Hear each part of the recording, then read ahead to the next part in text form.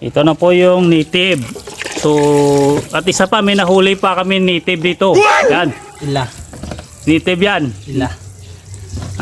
Baka may makakilala sa kanya.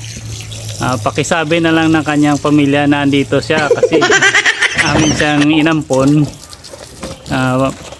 Ano lang siya andun na lang sa daan. Palakad-lakad. Kaya kinuha namin at inampon. Yung native, Kinatay. Hindi yung nagkakatay. hindi yung kinakatay yung nagkakatay. Yung native. Ganyan siyang maglinis ng manok. Yan.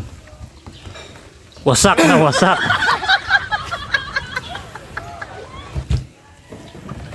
Wow. Amazing. Ilang kilo lahat? Kadoy? Anom? Marami ka na. Dua ka lang, tatlo. Ito may kuwani. Mga 7, no? Pretty little baby. Ito na si Pretty Little Baby, kumakanta na. Kanya nang chinachap-chap yung native na manok. Inahing chicken. Inahing lalaki na. Inahing lalaki. Oh. Tignan natin mamaya kung Inahing sulog. Inahing panabong. Bakit naman nilagyan mo ng dahon na? Ganito naman kasi yung Ang proseso? Ang proseso mo. naisipan ko. Ganyan si Mars magkatay ng manok. Dahon ng takinis. Kinis. O, nalagyan niya ng dahon ng takinis para wag mangati yung manok. At saka niya tinatadtad. Ang purpose doon, Walang nangati. kinukuha niya yung parang sipon. Sipon. Parang do sipon na kung tawagin sa amin danlak. Ew. Danlak. Yucks. Yun parang parang manipis na litid kasi malansa yun. At busy naman si Native Tamsak, di ba? Yun, si Native busy naman sa paglinis ng bituka ng manok. For the boys yan, for the boys. Yan, for the boys yan. Huwag mo nang kunin yung iti sa loob. Masarap papaitan yan. Wow. Hindi na. Wow! Napakalaki ng pakpak ng manok. Wings yan, wings. Yan, kalahating labador na, 3 manok. Oh, wow! Ating labador. Kalahating labador yung tubig. Hindi yung manok yung tubig na nilalagyan ng manok. Ayaw, di ma! Ito na po si Mars na na siya. Nagagayat na siya ng ubad para sa aming native na manok.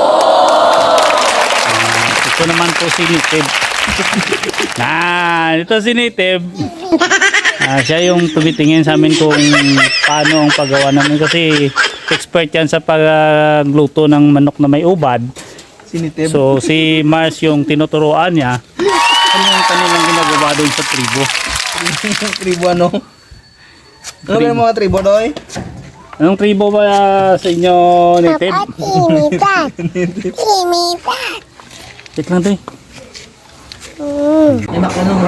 Ito na po yung ubad namin na piniga kanina. Ibang lain. O kalahating labador. Ngayon, magkakalahating palanggana na lang. Oh, no! Yun, nalabas na yung kanyang katas. Tayo.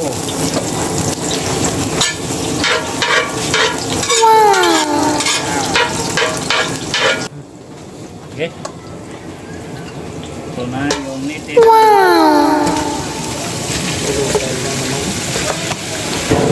Ito na po, yung ginigisa na. Wow!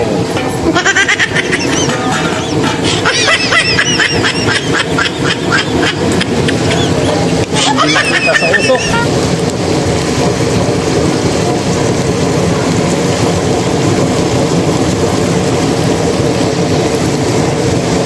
Ito na po yung ginisang manok.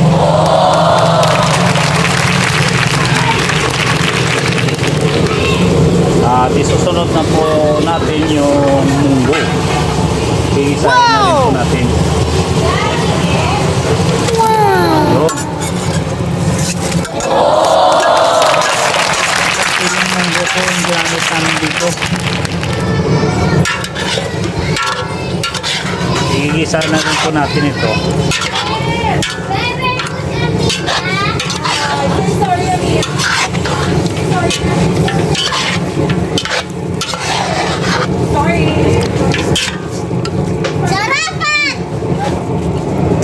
At lagyan na po natin ng tubig. Ito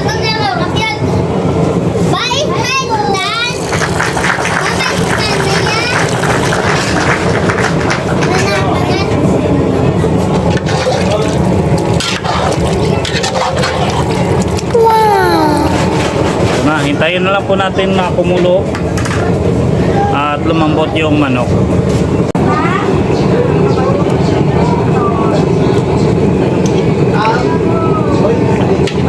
Yun.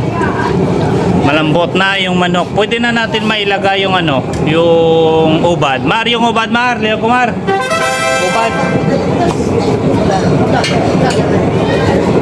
Nandito po, Master. Ito yung pala yung aking pamangking si Arigato. Okay, lagay mo na yung ubad.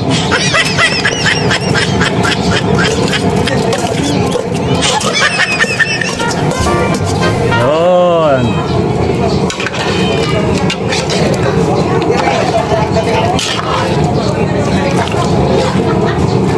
Kulang pa ng sabaw. Lagyan pa natin ng konting sabaw.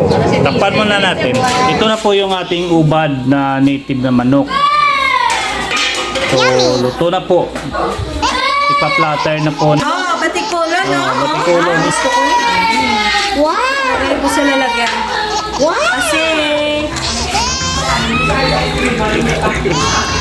Yan.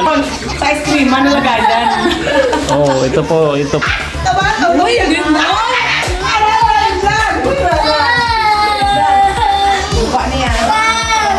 Ito po, ebidensya po na luto na po yung ating ubad na manok.